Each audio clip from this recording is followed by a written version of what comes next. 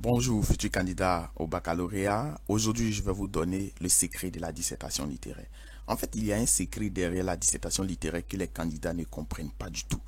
Et une fois que vous découvrez ce secret, n'importe quel sujet, je dis bien n'importe quel sujet, vous serez capable d'avoir au moins, au minimum 12. Je vous explique en fait.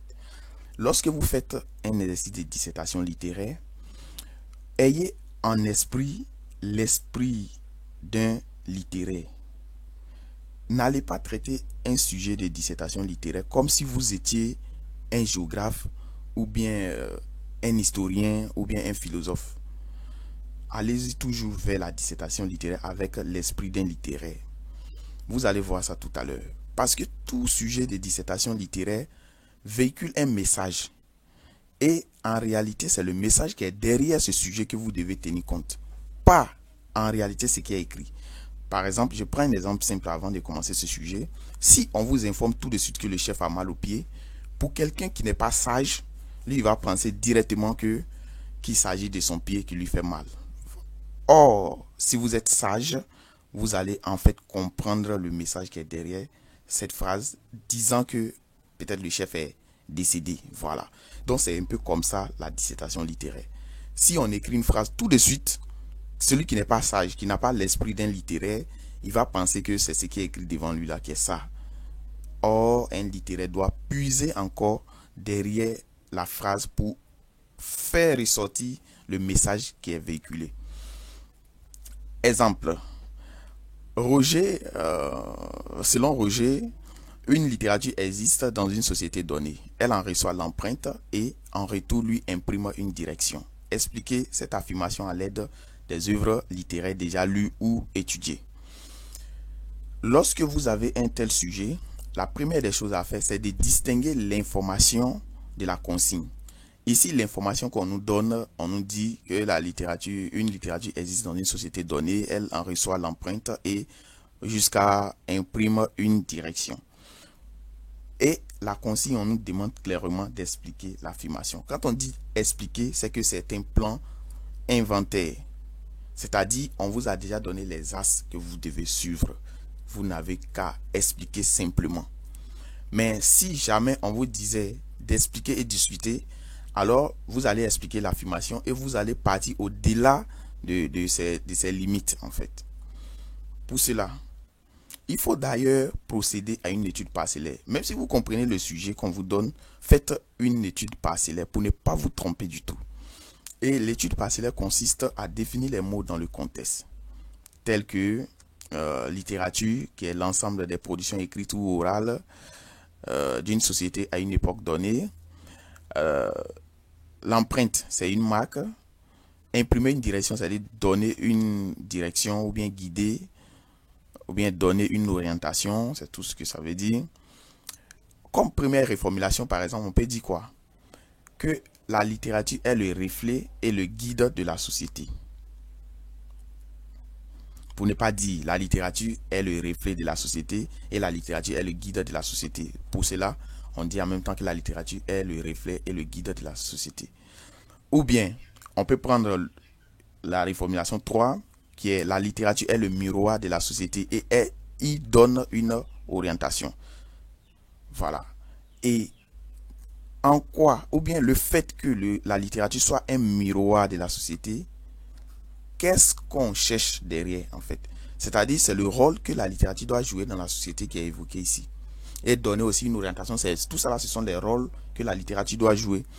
Et lorsque vous êtes en face d'un sujet de dissertation littéraire, vous serez peut-être confronté à ces différentes thématiques que je vais vous donner. Soit la fonction du roman, du théâtre, ou bien de la littérature en général, ou bien de la poésie, ou bien aussi vous pouvez être en face de l'autobiographie, vous serez peut-être en face de l'évasion, le divertissement, la distraction, etc. Mais jamais une dissertation littéraire va vous dire de calculer le PIB, d'interpréter le PIB. Non, c'est pas ça. Le premier aspect ici, comme on nous a donné déjà les orientations à suivre, au niveau de l'aspect 1, nous allons montrer en quoi la littérature est le reflet de la société. Et dans l'aspect 2, on ne va pas dire cependant, non, non, non, non. Ici, on n'a pas trouvé d'antithèse. On nous a déjà tout donné. Donc, nous allons montrer encore dans quelle mesure la littérature guide la société ou bien donne une orientation à la société. Voilà. Parce que si c'était, par exemple, un seul axe qu'on nous avait donné et que nous-mêmes, nous avons trouvé une antithèse, on allait dire cependant ou bien toutefois, la littérature n'a-t-elle pas d'autres vocations. Voilà. Mais ici, on nous a déjà donné les aspects à suivre. Et je vous montre pourquoi. À cause de et qui est là, donc, ce connecteur logique d'addition qui est là joue un rôle très important dans la mesure où il additionne le second rôle que la littérature doit jouer au premier. Donc, du coup, nous avons déjà les deux aspects. Avant de passer à l'introduction de ce sujet, je tiens à vous informer que nous faisons Prépa Bac en ligne en privé sur Google Meet. Et pour y participer, c'est simple. Vous nous écrivez tout simplement au plus 225 07 57 56 26 91. Le droit de participation pour 3 mois est de 3000 francs CFA. Et vous avez les documents qui contiennent des exercices entièrement corrigés. Je dis bien des exercices entièrement corrigés pour toutes les séries. Après l'achat des documents, on vous intègre dans le groupe WhatsApp et on vous guide pour les différentes séances d'exercices. Vous n'avez pas à vous inquiéter et vous serez aux bons endroits. Parce qu'il y a certaines personnes qui ont peur de l'arnaque, tout ça. Non, nous sommes très sérieux. Donc du coup, on va se méfier de tout ce qui est l'arnaque. On continue. Je vais vous donner un exemple d'introduction parce qu'il y a plusieurs introductions qu'on peut faire. Je vous donne juste un exemple. On peut dire, né du cri de cœur, la littérature a plusieurs fois répondu aux besoins de l'humanité, dans le bon comme dans les difficultés. Ce constat quotidien amène donc Roger à affirmer qu'une littérature existe dans une société donnée. Elle en reçoit l'empreinte et en retour lui imprime une direction. Ici, la généralité commence à partir des nez du cri de cœur jusqu'à les difficultés. Maintenant, on va chercher à insérer le sujet. Comme le sujet est court, voilà, comme le sujet est court, on peut l'insérer directement. Mais si le sujet était long, c'est qu'on était obligé de prendre le sujet reformulé. Pour cela, bien vrai qu'on a saisi le sujet textuellement, mais on va dire ce que cela signifie dans notre français terre à terre. Autrement dit, la littérature est le reflet et le guide de la société. Une telle opinion nous permet de nous poser la question suivante. Nous allons insérer le problème. Quelle est la vocation de la littérature ou bien quelle est la fonction de la littérature? D'autres personnes peuvent aussi intégrer le problème sous forme d'une phrase déclarative. Voilà, parce que beaucoup de personnes disent non, le problème c'est pas sous forme d'une question. Si vous ne voulez pas saisir ça sous forme d'une question, vous pouvez le faire sous forme de phrase affirmative. Vous pouvez dire par exemple, une telle opinion nous fait penser à la fonction de la littérature. Point. Voilà. Et maintenant, nous allons chercher à annoncer le plan. Dans notre analyse, nous montrerons d'une part que la littérature est le miroir de la société et d'autre part qu'elle y donne une orientation. Nous avons fini avec l'annonce du plan. Vous pouvez faire ça sous forme d'une question au niveau de l'annonce du plan, mais ici, comme il n'y a pas d'antithèse, je préfère que vous preniez cette annonce du plan là comme ça, c'est mieux. Maintenant, on va faire un exemple de développement, surtout le plan détaillé. Comment est-ce qu'il faut faire le plan détaillé? Et encore, si vous êtes à l'examen, que le sujet porte sur la littérature en général, vous pouvez prendre n'importe quel genre littéraire pour illustrer vos arguments. Mais attention, si c'est sur la poésie, utilisez uniquement que la poésie. Si vous utilisez un autre genre, ça sera un danger pour vous lors de la correction. Et ici, au niveau du développement, commencez toujours le développement par une phrase chapeau. Et en quoi consiste en réalité une phrase chapeau? C'est une phrase dans laquelle vous introduisez l'axe que vous allez aborder.